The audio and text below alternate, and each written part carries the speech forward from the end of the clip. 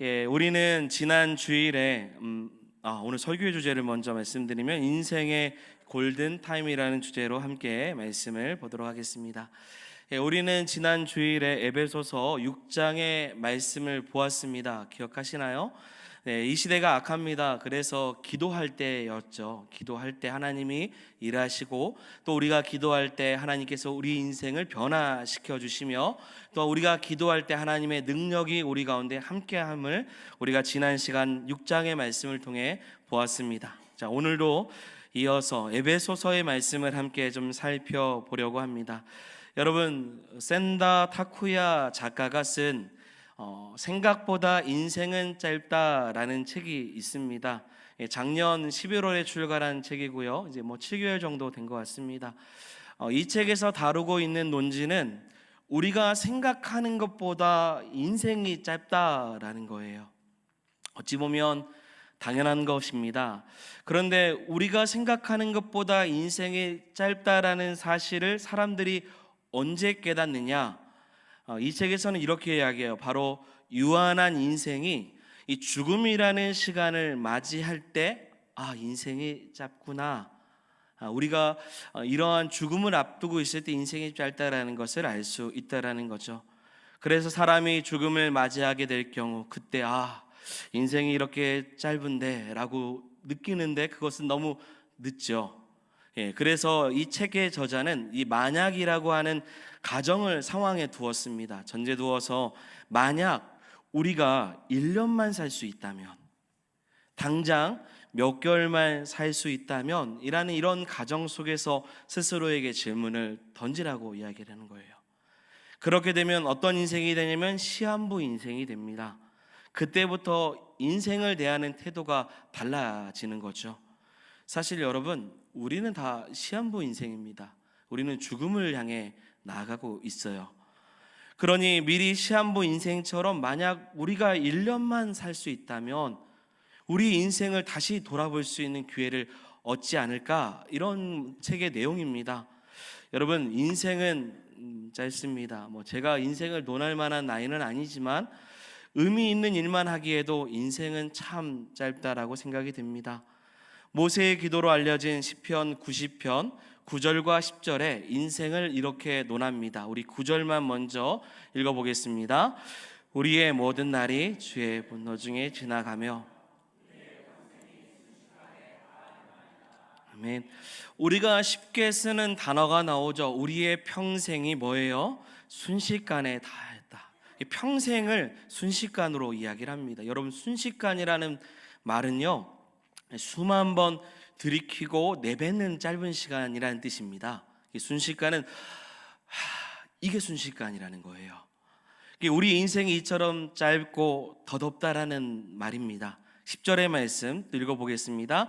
우리의 연수가 70이요 강건하면 80이라도 그 연수의 자랑은 수고와 슬픔뿐이요 신속히 가니 우리가 날아가나이다. 아멘. 이번에 우리가 살아가는 인생이 어떻다고 해요? 신속히 간다고 했어요. 총알처럼 손살같이 재빠르게 간다라는 의미입니다. 또한 우리의 연수를 자랑함이 수고와 슬픔뿐이라 라고 하죠. 그만큼 세월이 참 야속합니다. 빠르게 지나가기 때문이죠. 그래서 성경에서 지금 말하고자 하는 의미, 하나님께서 말씀을 통해서 주시는 의미가 무엇이냐면 그 짧은 인생을 쓸모없는 일에 시간 낭비하지 말라라는 거예요. 그래서 시편 90편 12절 모세의 기도와 같이 얘기하죠. 이 말씀 같이 읽어봅니다. 우리에게 우리 날 계수함을 가르치사 지혜로운 마음을 얻게 하소서. 아멘. 하나님이 우리에게 주시는 지혜를 가지고 시간을 잘 관리해서 남은 그 시간을 잘 헤아리라는 거예요. 그런 지혜로운 마음을 갖고 살아가야 된다는 것이죠. 그러기 위해서 지금 살아가고 있는 모든 순간을 오늘 설교의 주제로 좀 빗대어서 얘기합니다. 내 삶의 골든타임으로 좀 만들어 가야 된다라고 말하고 싶습니다. 여러분, 골든타임이라는 말은 이제 광고에서 사용될 때는 시청률이 가장 높은 오후 7시부터 9시 이 시간대를 말하는 타임입니다. 우리말로는 황금 시간대라고 이야기를 해요. 가장 가치 있는 시간으로 이야기합니다. 또한 골든타임이라는 말은 환자의 생사를 결정지을 수 있는 어떤 사고가 발생된 후에 수술과 같은 치료가 이루어져야 되는 최소한의 시간이죠. 이 골든타임을 놓치면 안 된다라는 말 있죠. 이 시간을 놓치면 죽는 겁니다. 이러한 시간들을 굉장히 가치 있게 여겨야 된다는 거죠. 여러분, 근데 원래는 이 골든타임이라는 말은 콩글리시입니다. 원래 정식 표현으로 영어로는 뭐냐면 프라임 타임입니다. 뜻은 주된 시간이죠. 가장 가치 있는 중요한 시간을 만들어 가야 된다라는 거예요. 그렇다면 우리가 어떻게 해야 우리 인생의 시간을 바꿔서 우리가 똑같이 살아가고 있는 시간을 가치 있는 시간으로 바꾸고 또 위기의 순간에서 어떻게 하면 그 위기의 순간을 놓치지 않고 회복할 수 있는 골든타임을 가질 수 있는지 오늘 말씀을 통해서 함께 살펴보기를 원합니다. 먼저 첫 번째는 삶의 골든타임입니다. 우리 15절의 말씀 같이 읽어보겠습니다. 그런즉 너희가 어떻게 행할지를 자세히 주의하여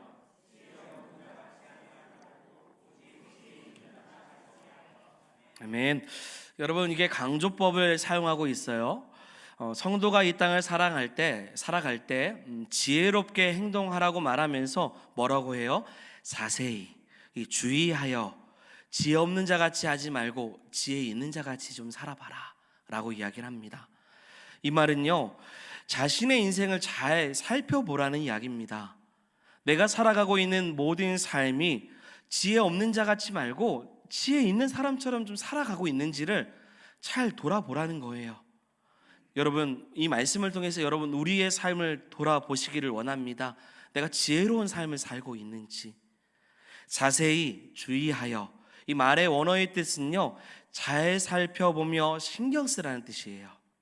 긴장을 늦추지 말고 엄격하게 정확하게 행하라 라는 겁니다. 인생 대충 살지 말라는 뜻입니다. 인생의 시간을 잘 관리하고 철저하게 살라라는 말씀입니다. 저는 여러분 이 부분을 바리새인에 빗대어서 여러분들에게 설명하고 싶습니다. 마치 구약 시대의 율법 시대의 율법의 전문가인 바리새인처럼요, 철저하게 살 필요가 있다고 말씀을 드리고 싶어요. 여러분, 바리새인들은 사실은 괜찮은 신앙인들의 모습입니다. 원래 유대 역사가 요세푸스는 바리새인들을 가리켜서 가장 정확한 율법을 해석하는 사람이라고 이야기를 했어요. 그들은 율법에 있어서 그리고 이 하나님의 말씀 앞에 있어서 굉장히 철저했습니다. 정확했어요.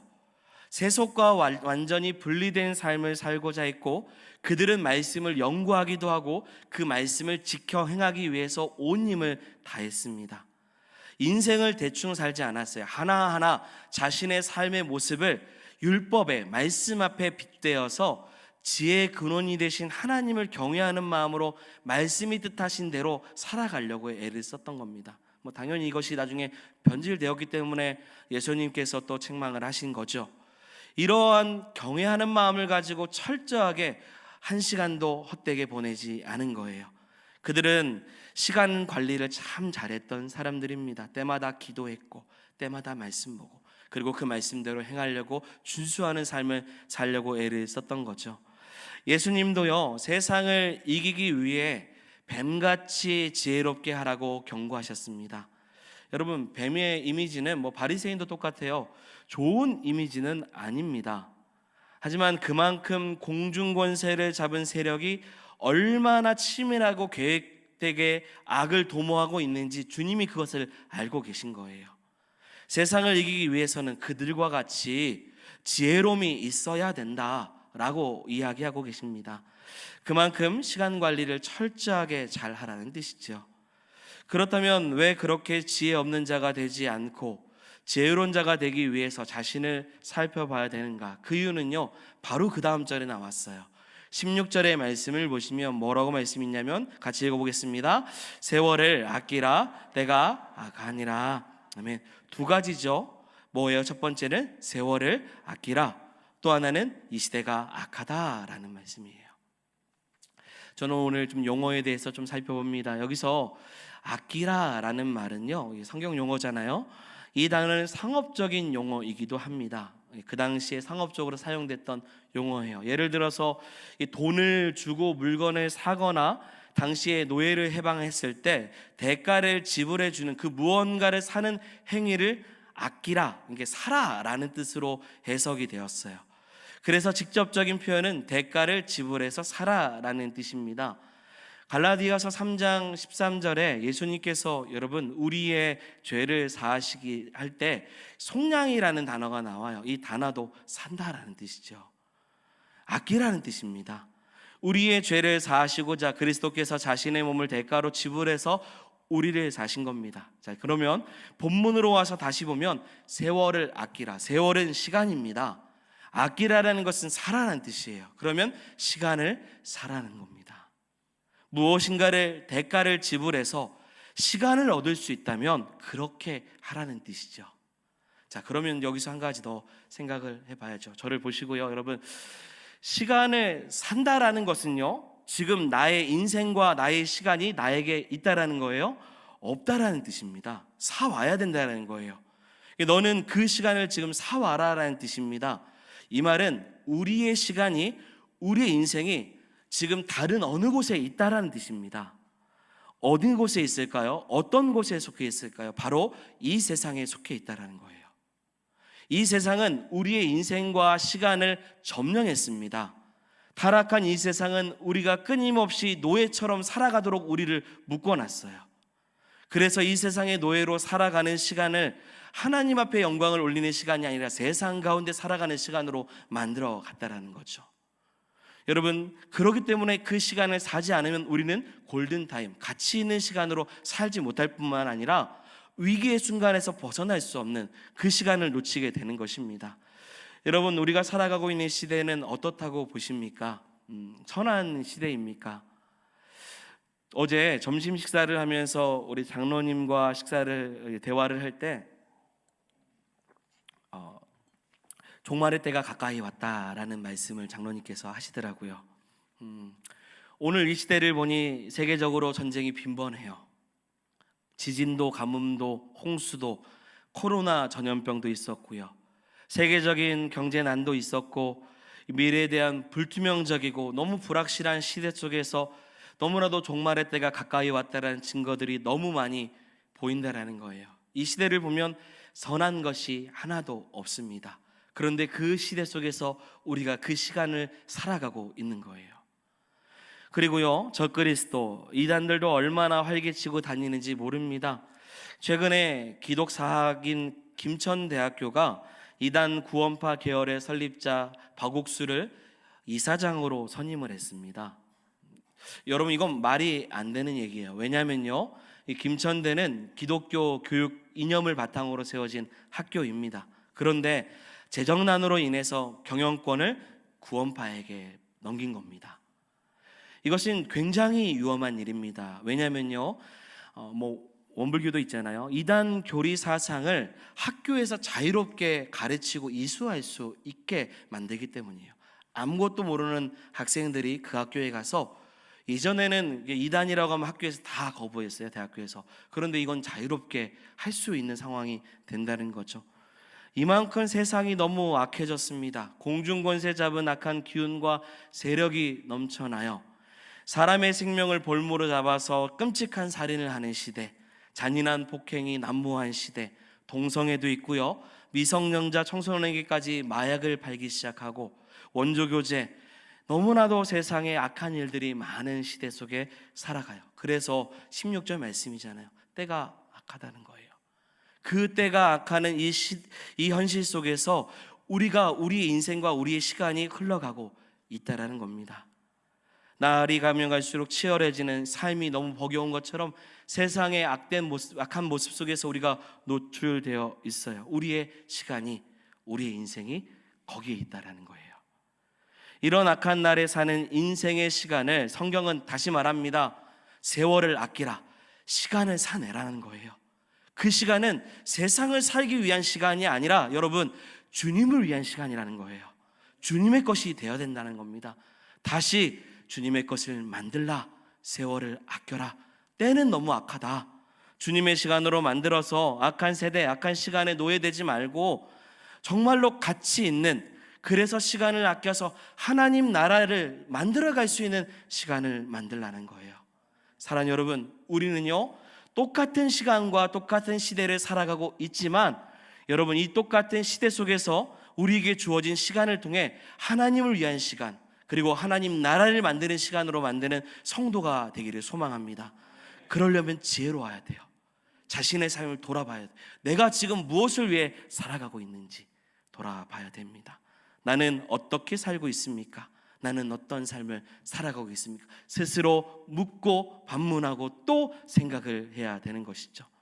자, 그렇다면 내게 허락하신 그 남은 시간을 어떻게 살아가야 될지, 삶의 골든타임을 어떻게 만들어야 될지, 저는 오늘 본문을 통해서 그냥 이렇게 한번 본문에서 답을 찾아봤습니다. 첫 번째 띄워주시고 같이 읽어보겠습니다.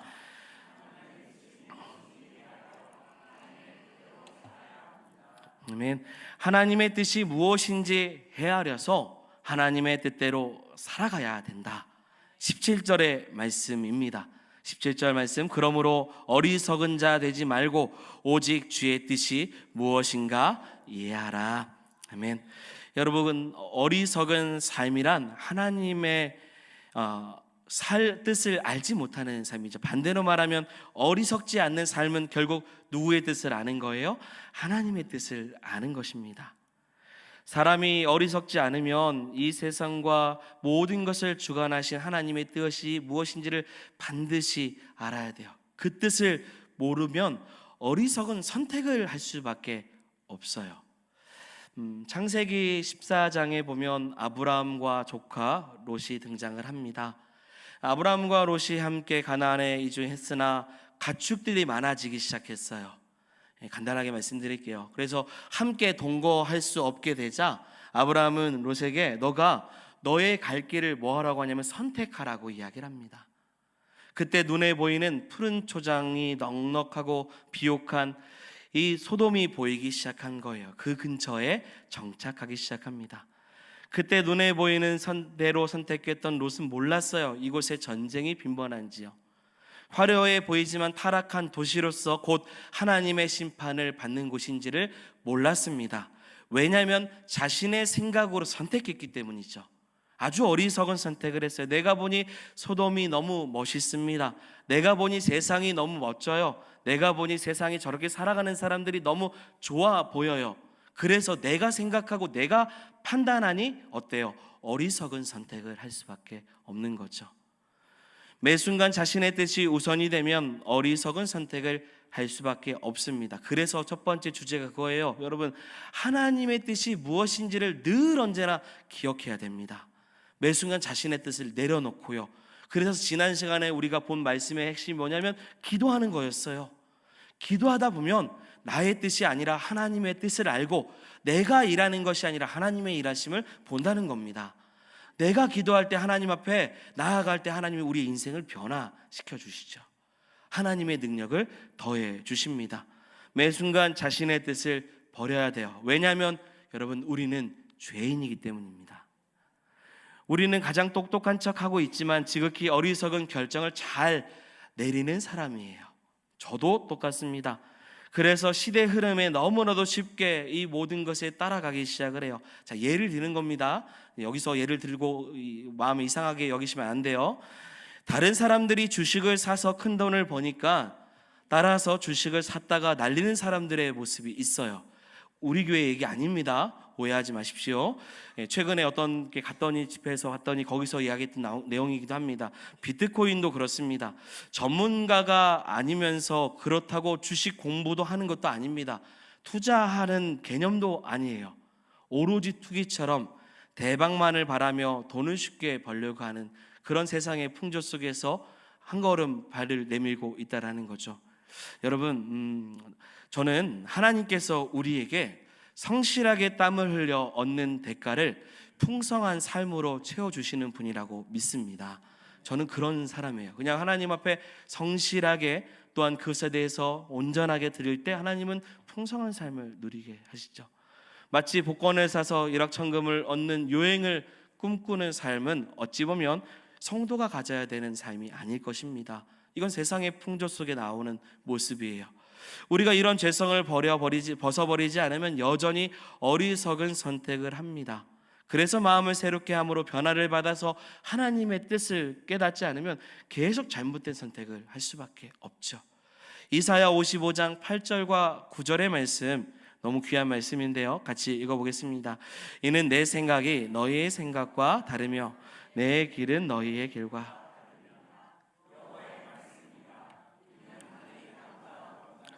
내 길은 너희의 길보다 높으며 내 생각은 너희의 생각보다 높음이니라. 아멘.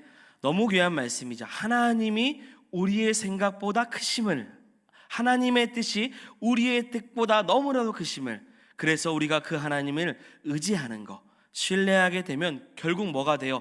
내 뜻을 내려놓을 수밖에 없다라는 거예요. 하나님의 뜻을 구하는 삶을 살 수 있는 겁니다. 그러면 그 시간이 골든타임이죠. 내가 회복되는 시간, 나에게 가장 가치 있는 주된 시간이 될 수 있는 것입니다. 두 번째, 골든타임을 제대로 사용하기 위해서 두 번째가 또 마무리이기도 해요. 술 취함 대신 성령 충만함을 받으라. 같이 한번 읽어보겠습니다. 술 취함 대신 성령 충만을 받으라. 말씀을 한번 띄워주시고 18절 말씀입니다. 술 취하지 말라. 이는 방탕한 것이니 오직 성령으로 충만함을 받으라. 아멘. 자, 오늘 28절의 말씀은 술에 취하지 말고 성령으로 충만함을 입으라라는 말씀의 의도를 먼저 아셔야 됩니다. 술에 대한 중심적인 말씀이 아니에요. 이 말씀은요. 당연히 이 말씀을 묵상하시다가 성도님들이 오늘 말씀을 듣다가 나는 이제 성령의 사람이 되어야 돼서 술을 멀리 해야겠다라는 마음을 가지시면 저는 찬성합니다. 그렇게 해석하고 적용하시면 저도 찬성을 해요. 그런데 이 말씀은 단순히 술에 취하지 말라고 했으니 나는 술 취하지 않을 만큼 적당히 마셔야지, 혹은 인사불성이 되지 않도록 자신을 잘 통제해야지, 그렇게 마셔야겠다, 이런 말씀에 대한 적용의 해석이 본문에서 말하고자 하는 의미가 아닙니다. 그럼에도 말씀드렸죠. 나는 안 해야겠다라고 적용하시면 저는 찬성한다고요. 저는 찬성을 할 겁니다. 본문에서 지금 또한 술에 취하지 않아야 성령 충만함을 받는다는 식으로 술과 대조적으로 성령 충만함을 반대 개념으로 생각하는 것도 본문에서 말하는 의도가 아닙니다. 자, 여러분, 본문의 핵심은 뭘 얘기하냐면요, 예배의 감격에 대한 말씀이에요. 그래서 그 다음 절들이 시와 찬미에 대한 이야기가 나옵니다. 그리고 삶의 자리에서 삶의 자세가 거룩한 잔소리를 들을 수 있는 말씀이기도 해요. 자, 이제 본문에 대한 그 배경으로 가보죠. 바울이 에베소 교회 교인들에게 권면하고 있었던 내용은 참된 예배가 무엇인지에 대한 설명이었습니다. 구원받은 성도들의 삶의 태도가 어떠한지에 대한 이야기를 하고 있었던 거예요. 바울이 개척했던 에베소 교회나 혹은 그 다른 헬라 문화권에 속해 있는 초대교회들은요, 모일 때마다 언제나 뭘 했냐면 하나님의 말씀을 나누는 예배를 드렸어요. 그리고 나서 예배 후에 뭘 했냐면 성찬식을 했습니다. 예수님의 살과 피, 빵과 포도주를 함께 마시고 나누는 시간들을 가졌어요. 그런데 당시에 이 성찬식에 술에 취하는 사람들이 생겨난 겁니다. 지금 성찬식에서 술에 취하는 사람이 생겨난 거예요. 여기서 참고적으로 우리가 기억해야 될 것은요, 이방인의 많은 이방 종교들의 풍습과 그런 관습을 보면 당시에 이방의 우상 앞에 제사를 드리거나 제단을 할 때 언제나 뭐가 있었냐면 술이 있었어요. 그리고 성적인 타락이 있었고 난잡한 성교들이 계속 있었어요. 그 중에서 술이요, 이 우상의 제단에 쌓일 때 아주 굉장히 그곳에서 쾌감을 느끼기 시작을 하는 겁니다. 왜 그러냐면 술을 통해서 느끼는 쾌감, 카타르시스 같은 거죠. 이것을 통해서 내가 신과 이방 신과 하나가 된다고 생각을 한 거예요. 그래서 내가 이렇게 제사를 드릴 때 술을 마시면 도움이 된다, 너무 기분이 좋으니까요. 이렇게 여기기 시작했던 겁니다.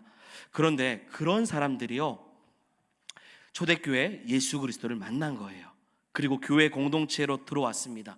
그리고 교회 공동체에 와서 뭘 해요? 예배를 드리기 시작하죠. 예배를 축제로 기쁨으로 드렸어요. 그리고 나서 성찬식을 또 합니다. 그런데 이전에 자신이 누렸던 이방 땅에서 이방 신들과 함께 누렸던 그만큼의 어떠한 쾌락이 느껴지지 않는 거죠. 너무 밋밋해요. 여러분 그렇잖아요. 우리 성찬식 하면 요만큼 주잖아요. 이런 걸로 취하시는 분이 계시는 분은 없을 거예요. 어찌 보면 세상 속에서 누렸던 그 기쁨이라는 것이 잊고 싶었던 거예요. 그 감격과 기쁨. 그래서 다른 이방 종교의 제사에 비하면 너무 밋밋하기 시작하니 예배가 예배답지 않기 시작하는 거예요. 그래서 또 다른 방법을 취합니다. 그래서 그 방법이 술을 마시기 시작하는 거죠.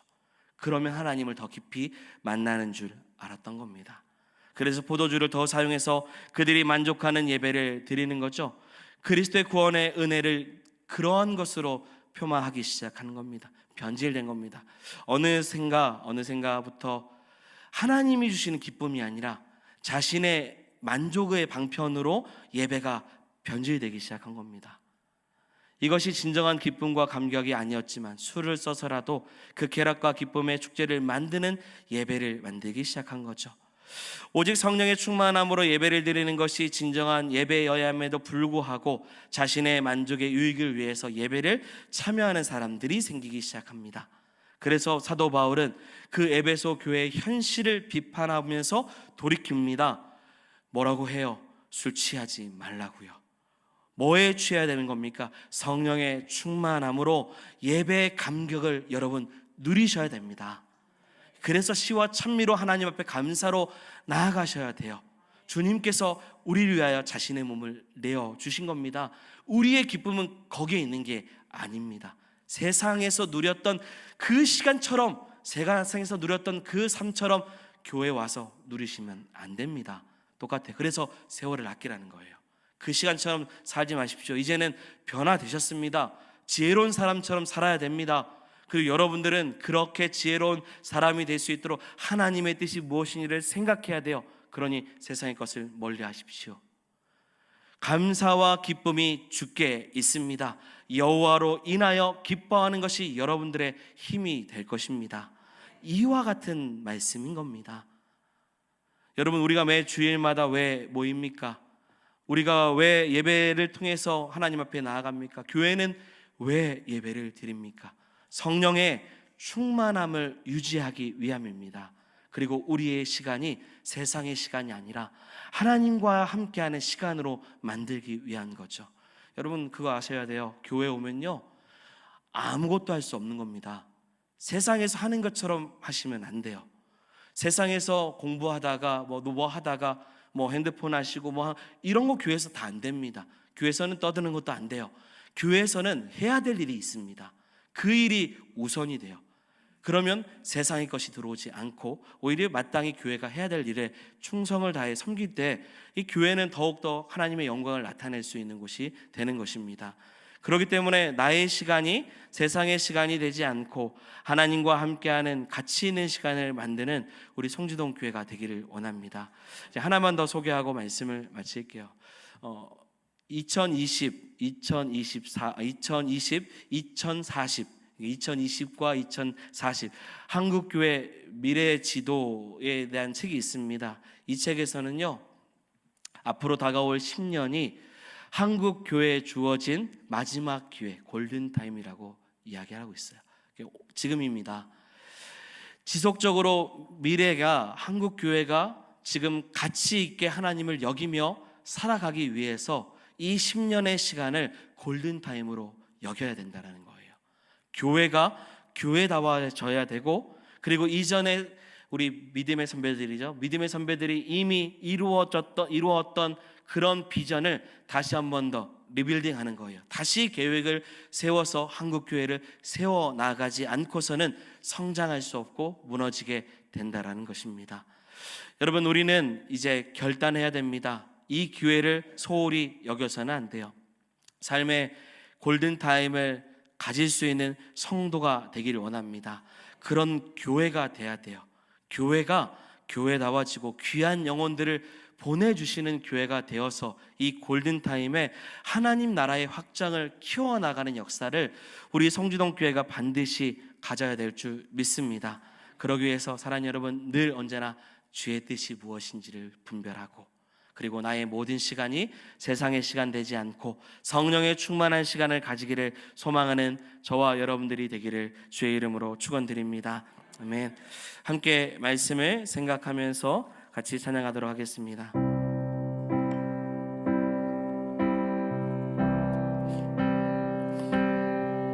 주님 말씀하시며 내가 나가리라.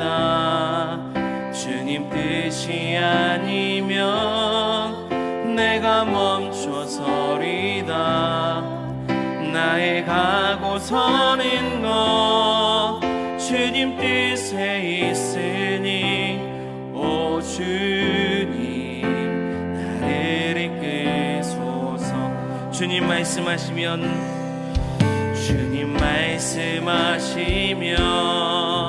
내가 나가리다.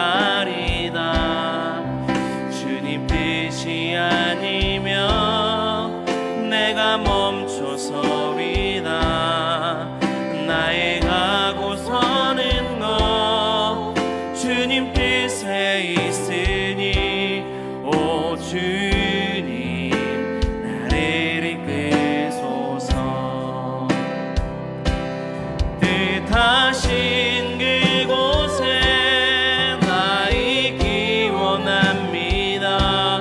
이끄시는 대로 순종하며 살리니 연약한 내 영혼 통하여 일하소. 주님 나라와 그 뜻을 위하여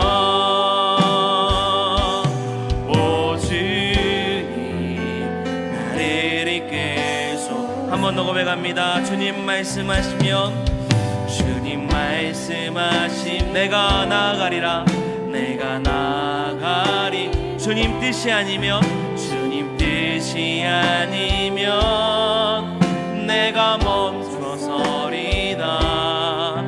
나의 가고서는 것 주님 뜻에 있으니 오 주님 나를 이끌소서. 뜻하신 그곳에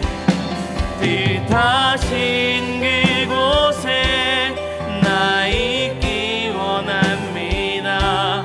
이끄시는 대로 순종하며 살리니 연약한 내 영혼 통하여 일하소서.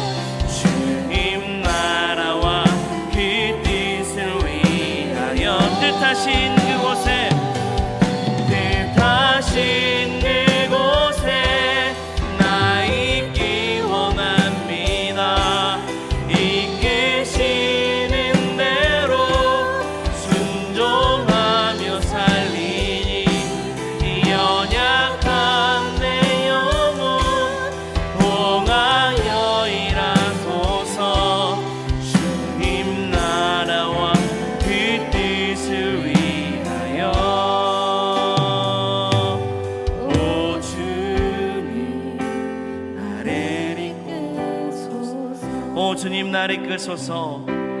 오 주님